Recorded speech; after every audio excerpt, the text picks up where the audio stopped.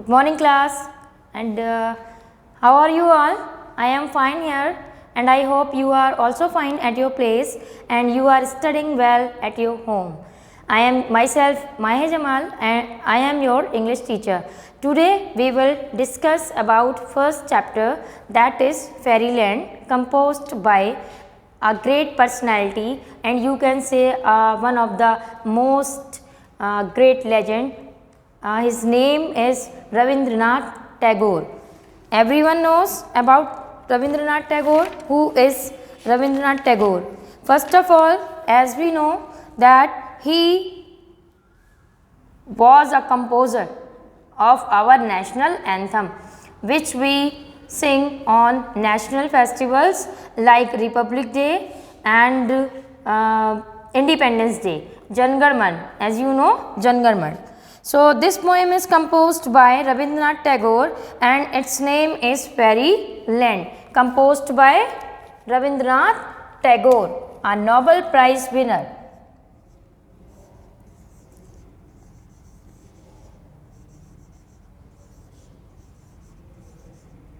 Rabindranath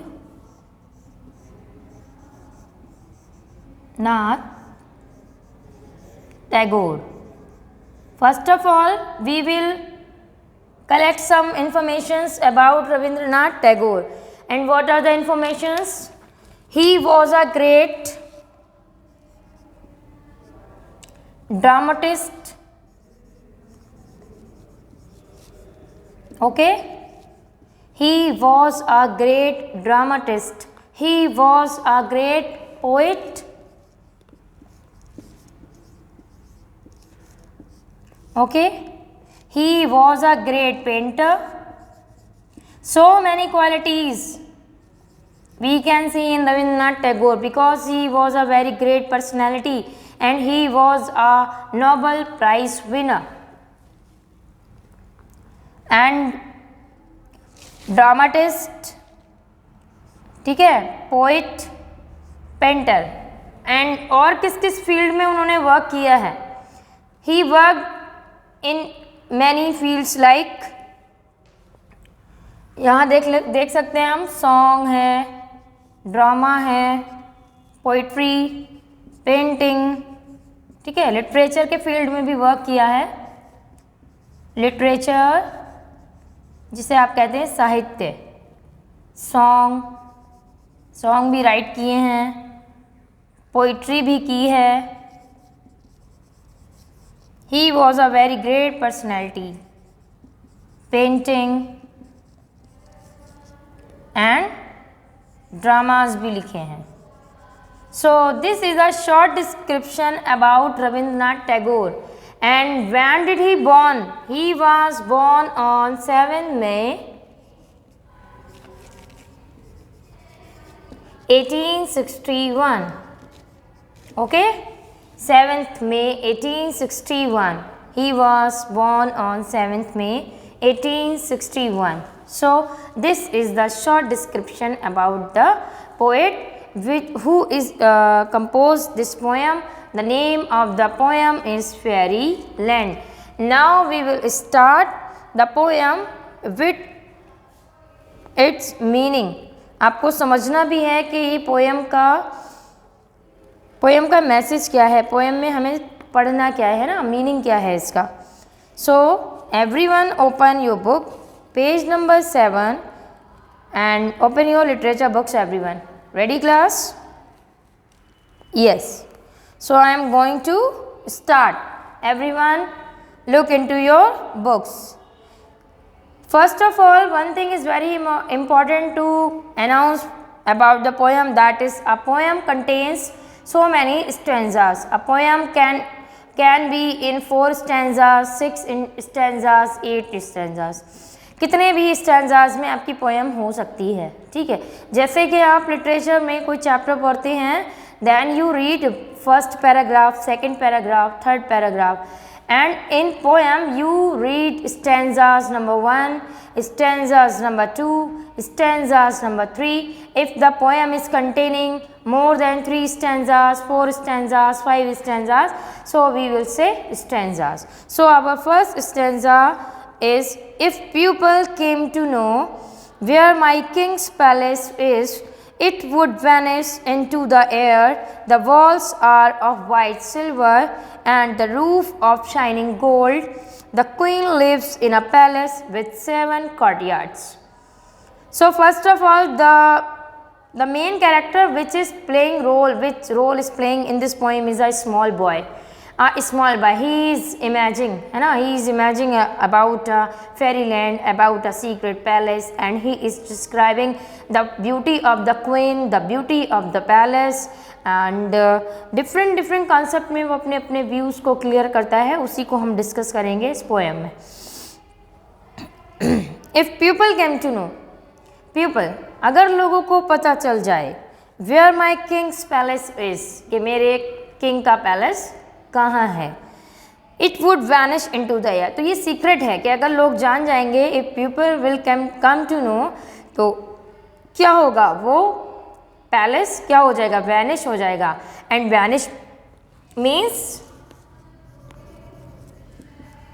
गायब होना या डिसअपियर. ओके क्लास, स्पेलिंग आप पढ़ सकते हैं, नोट डाउन भी कर सकते हैं.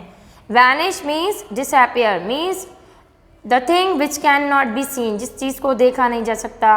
अभी पेन है, ठीक है, अभी ये विजिबल है, अब अचानक से इस पेन को यहाँ रख दिया, अब मेरे हाथ में क्या है, नथिंग, कुछ भी नहीं दिख रहा है. अभी क्या दिख रहा था, पेन. तो जब पेन दिख रहा है तो ये क्या है, अपीयर हो रहा है. जब ये गायब हो जाएगा तो ये डिसअपियर हो जाएगा, है ना. So the walls are of white silver and the roof of shining gold. Shining मतलब ब्राइट, ईजी वर्ड है, आपने पढ़ा भी है. शाइनिंग स्पेलिंग्स पर ध्यान देंगे क्लास. शाइनिंग मीन्स ब्राइट, चमकती हुई चीज़, है ना. वॉल्स कैसी हैं, वाइट सिल्वर, लाइक सिल्वर की तरह. किसकी वॉल्स हैं, पैलेस की वॉल्स हैं.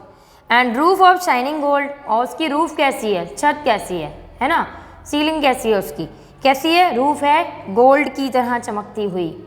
जैसे गोल्ड चमकता है, सोना चमकता है, वैसे. देखिए ये इसमें मैं पोएम में आपको ये शो कर रही हूँ. ये आपकी ये पैलेस है, ये इसकी शाइनिंग वॉल्स हैं, एंड ये इसकी शाइनिंग रूफ हैं जो गोल्ड की तरह दिख रही हैं.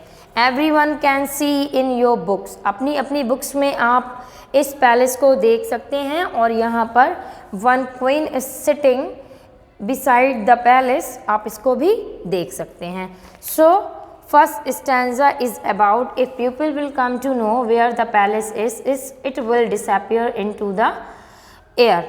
गायब हो जाएगा. और इसकी वॉल्स कैसी हैं, लाइक सिल्वर, एंड इसकी रूफ कैसी है, लाइक गोल्ड. कौन डिस्क्राइब कर रहा है, one boy is describing this palace, and वो इमेजिन कर रहा है, इमेजिनेशन कर रहा है. Second stanza, first stanza is about the beauty of the palace. Okay class, second we are going to start. And she wears a jewel that coats. ठीक है, she किसके लिए यूज हुआ है, here she is use for the queen who is sitting. आप देख सकते हैं अपनी बुक में, है ना, बुक में आपको दिख रहा होगा कि क्वीन बैठी हुई है. तो अब ये उसकी ब्यूटी को डिस्क्राइब कर रहा है. And she wears a jewel that cost. Jewel मतलब ज्वेलरी, है ना. देखिए न्यू वर्ड सीखेंगे आप इस पोएम में.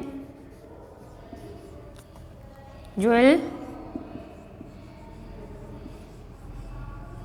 देखिए ज्वेलरी तो है, ज्वेल का क्या मतलब होता है, प्रीशियस स्टोन्स, प्रीशियस जेम्स, ठीक है, कीमती मोती, कीमती गहने, है ना. सो उसी को रिलेट करके मैंने, ताकि आपको याद रहे, ज्वेल से ही बनती है ज्वेलरी. ज्वेलरी किससे बनेगी, ज्वेल से बनेगी, जिसमें अच्छे अच्छे पल्स लगे होंगे, ज्वेल से लगे होंगे, है ना, हीरा मोती, like. So and she wears a jewel that cost, मतलब बहुत महंगे हैं, वेरी वैल्यूएबल. देख लेते हैं इसका मीनिंग भी. COSTS, कॉस्ट यानी वेरी वैल्यूएबल, इनकी वैल्यू बहुत ज़्यादा होती है. All the wealth of 7 kingdoms, but let me tell you mother in a whisper. Whisper means कुछ बात कहना हल्के से, है ना.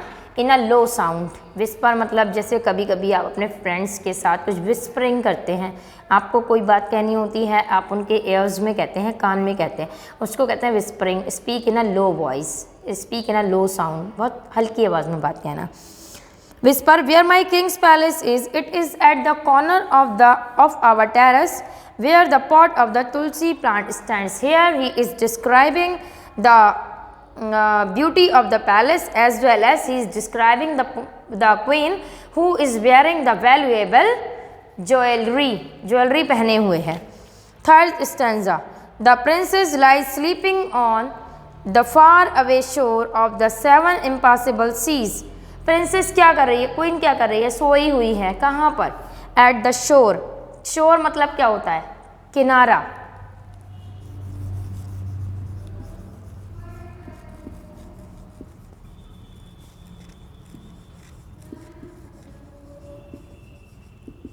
बैंक ऑफ द रिवर और सीज कह सकते हैं, ओशियंस भी कह सकते हैं क्लास। शोर meaning is bank of the river, जैसे आप पढ़ते हैं ना नदी के किनारे, बैंक ऑफ द रिवर, ठीक है। So what is the meaning of this stanza, the princess was sleeping on the bank of the seas, समुद्र के किनारे सोई हुई है, which can not be crossed. Impossible क्या होता है, जिसे हम क्रॉस नहीं कर सकते। स्पेलिंग देखेंगे ध्यान से, which we can not cross, जिसे हम क्रॉस नहीं कर सकते। इम्पॉसिबल, रिपीट करिए, इम्पॉसिबल।